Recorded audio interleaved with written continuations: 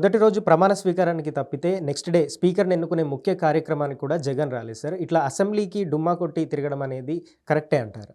2 రోజులుగా జరిగిందయ్యా. దుమ్మ హ్మ్. కొట్టడం ఎట్లా వస్తుందయ్యా? అంటే స్పీకర్‌ని ఎన్నుకోవడం అసలు అనేది ఒక స్పీకర్ ముఖ్యమైన ఎన్నికకు కార్యక్రమం వాళ్ళు కదా వాళ్ళు సార్. దూరం ఉండదలుచుకున్నారు. హ్మ్. ఇప్పుడు స్పీకర్‌కు పోటీ పెట్టిన వాళ్ళ సందర్భాలున్నాయి. స్పీకర్ ఎన్నికను బహిష్కరించిన సందర్భాలున్నాయి. దానికేముంది, ఇప్పుడు ఇండియా కూటమి లోక్సభలో ప్రోటెం స్పీకర్‌కి సహకారం ఇవ్వమని చెప్పి ప్రకటించేశారు కదా! హ్మ్. ఇప్పుడు ఆ స్పీకర్ నచ్చలేదనుకోండి, వాళ్ళు నిరసన వ్యక్తం చేస్తారు కదా! అందులో ఆశ్చర్యమేముంది? సో, స్పీకర్‌ని వాళ్ళు ఈ వైఎస్ఆర్ కాంగ్రెస్ పార్టీ ఈ స్పీకర్‌కు నామినేషన్ కూడా వాళ్ళు సపోర్ట్ ఏం చేయలే కదా! వాళ్ళని పోటీ పెట్టలేదు. వాళ్ళ బలం లేదు గనక. పోటీ పెట్టకున్నా న్యాయంగా పోటీ పెట్టే స్ట్రెంత్ లేనప్పుడు అధికారంలో ఉన్న పార్టీ అభ్యర్థికి వాళ్ళు మద్దతిస్తారు. కానీ అయ్యన్న పాత్రుడు సంగతి అందరికీ తెలుసు కదా! గతంలో ఆయన మాట్లాడిన తీరు, పవన్ కళ్యాణ్ కూడా అసెంబ్లీలో చెప్పాడు కదా! సో, హ్మ్. ఇక ఆయన తిట్టలేడు. ఎదురు వాళ్ళు తిట్టనాపాలి అని. హ్మ్. అందువల్ల అయ్యన్న పాత్రుడు పైన వాళ్ళకేమైనా ప్రత్యేకంగా వ్యతిరేకత ఉండొచ్చు. హ్మ్. వ్యతిరేకత ఉన్నప్పుడు ఒక రాజకీయ పార్టీకి స్పీకర్‌ను పైన పోటీ పెట్టే హక్కు ఉంటది. స్పీకర్ ఎన్నికను బహిష్కరించే హక్కు ఉంటది. స్పీకర్‌ను సమర్థించే హక్కు కూడా ఉంటది. వాళ్ళ ఇష్టం కదా అది. ఇప్పుడు రాజకీయ పార్టీ ఏం చేయాలనేది వేరే పార్టీ నిర్ణయించదు కదా! అందువల్ల వారికి ఇప్పుడు నచ్చని వ్యక్తి కనుక పోటీలో ఉన్నాడనుకోండి, మీరు ఓటింగ్‌కి కూడా పోకుండా ఉంటారు కదా! నోటా కూడా ఏస్తారు కదా! హ్మ్. సో, మన ఓటర్‌కి లేదా హక్కు. నీకెవరు నచ్చరు, నోటాకేస్తావు. నోటా కూడా ఏయడం ఇష్టం ఉండదు, పోవు.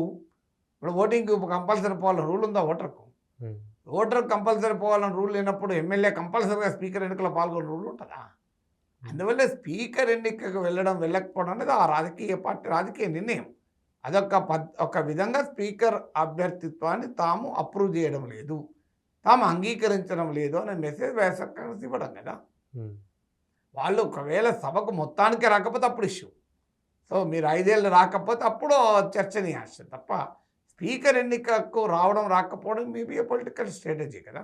మేము ఈ స్పీకర్‌ని అప్రూవ్ చేయడం లేదు హ్మ్. అనేటువంటి ఒక రాజకీయ సంకేతం. పోటీ చేసేందుకు అవకాశం లేదు. 11 మంది ఎమ్మెల్యేలతో పోటీ చేయలేరు కదా! అందువల్ల పోటీ చేయదలుచుకున్నప్పుడు, మద్దతు ఇవ్వదలుచుకున్నప్పుడు ఏం చేస్తారు? పోటీ చేయరు, మద్దతు ఇవ్వరు. ఇంకేంటి, ఏం చేయాలి? హ్మ్. సభకు దూరంగా ఉండడమే కదా చేసేది. అందువల్ల అదొక రాజకీయ వ్యూహంగా ఉండవచ్చు. మొత్తానికి అసెంబ్లీకి రాకపోతే అప్పుడు మనం తప్పు పట్టాలి. ఎందుకంటే ప్రజలు ఎన్నుకున్నప్పుడు అది 5గురున్నా, 11 మందున్నా, ఒక్కరున్నా సభకు రావాల్సిందే. సభ సభ్యుడిగా ఎన్నికైనప్పుడు నువ్వు ప్రజల్లో ప్రజా సమస్యలను అసెంబ్లీ సాక్షిగా రిప్రజెంట్ చేయాల్సింది. ఇక అవమానాలుంటాయి, అవమానిస్తారు అంటే అది ప్రజలు చూసుకుంటారు కదా! గతంలో అహంకారాన్ని ప్రదర్శించి అవమానించిన వారికి శిక్షలు వేసిన ప్రజలు ఇప్పుడు కూడా జరుగుతా అదే చేస్తారు. అందువల్ల అవమానాలు ఉంటాయని చెప్పి నేను సభకే రాను అని ఎవరన్నా అంటే తప్పే. హ్మ్. ప్రజా సమస్యలు సభలో లేవనెత్తాలి. సభలో లేవనెత్తే అవకాశం ఆ స్పీకర్ ఇవ్వడు అని నువ్వు ఊహించి రాకుండా ఉండకూడదు. ఇవ్వనప్పుడు కూడా ప్రజలు నిర్ణయించుకుంటారు కదా!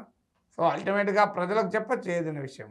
నీవు 5 ఏళ్ళు ప్రజలు ఎన్నుకున్న తర్వాత నేను సభకే పోను అన్నప్పుడు, సభకే పోకపోతే రాజీనామా చేసేయాలి. నేను పోటీ కూడా చేయను, ఎన్నికలు బహిష్కరిస్తానని చెప్పాలి. నేను ఎన్నికల్లో పోటీ చేసి గెలిచి సభ్యుడిగా ఉంటూ నేను సభకు పోను అంటే సభ్యుడిగా ఎందుకు ఎన్నుకోబడినట్టు మరి? ఎగ్జాక్ట్‌లీ. అది అందువల్ల సభకు ప్రజలు ఎన్నుకున్నారు కనుక బాధ్యత.